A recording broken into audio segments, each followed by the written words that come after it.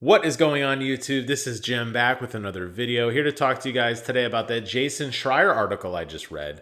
I'll post a link to it in the description box below. But hey, while you're down there, why not consider subscribing to the channel? I would greatly appreciate your support. So in this article, Jason Schreier talks a lot about his worrying that Sony is going in a bad direction. And as a lifelong Sony pony, I can tell you guys that there are a lot, and I mean a lot, of ebbs and flows over Sony's video game releasing history. I think everybody universally agrees PlayStation 1 was the bee's knees, PlayStation 2 was the bee's knees, and then things started to waffle a little bit on the PlayStation 3 launch. I think there was some redemption early on in the life cycle of PlayStation 4, and while it ended with a bang, I think everyone agrees kind of the middle part of PlayStation 4 wasn't the best. And now here we are with PlayStation 5, which is honestly a mixed bag for a lot of reasons, whether it be feature sets or game releases or support for older titles, much unlike what Xbox has been up to. Sony doesn't seem to be able to figure out what they quite want the message to be.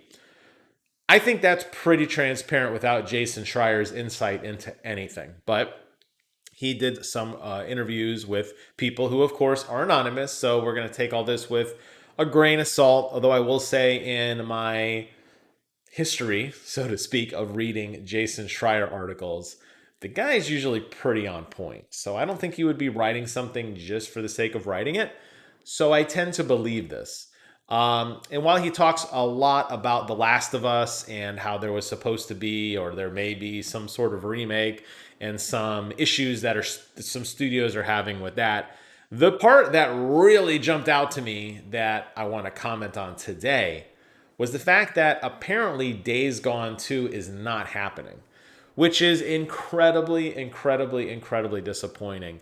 That game definitely was a weird one. And talking a lot about just a minute ago about the ebbs and flows of the PlayStation universe, Sony Bend, the studio who made Days Gone, definitely had some issues with that game at launch. I think at one point I was getting a patch a day, and I was one of those day one adopters because it seemed like it was my kind of game.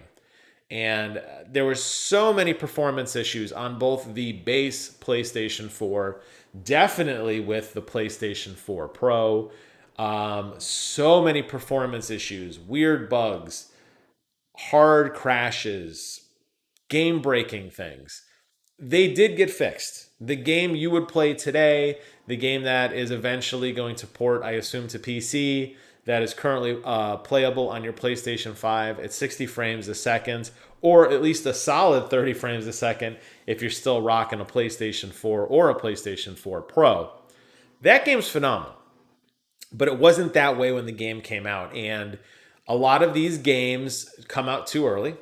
They are developed as they release, and we get this games as a service model when in reality we paid for a game that should work. And remember, Sony was the guys at launch of PlayStation 4 that was really anti-Microsoft, particularly with that online authentication. So remember that a PlayStation game should work out of the box. You can play it right on the disc. No need to connect to the internet.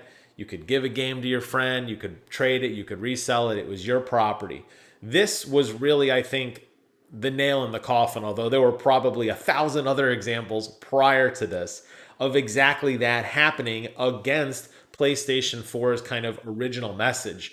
And I don't know if it's because it was later in the cycle, or people were just fed up with it, or people didn't see the value in another zombie game in the way that I did. I know they weren't zombies, they were freakers, but maybe because of that, it just didn't get a lot of love.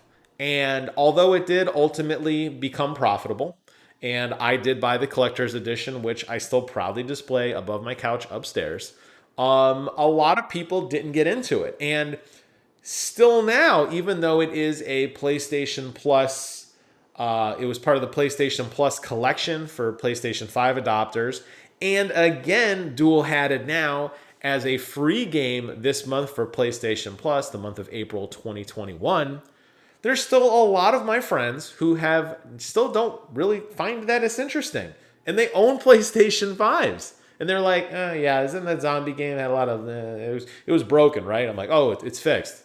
Oh, it was? Oh, I didn't know that. Which, I mean, clearly, right? It makes sense. The first impressions by many of us were really negative. So it didn't get a fair shake. And it's frustrating that the game was launched in the state that it was in.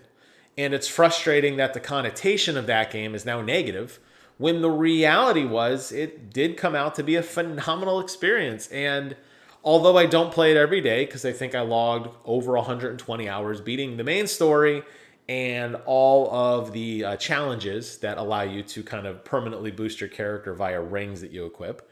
There are still things I need to do in the game, like take out the rest of the freaker nests and pick up some collectibles. I still do play sometimes, but I am a little bit burnt out. I mean, in fairness to me, I did play over 100 hours.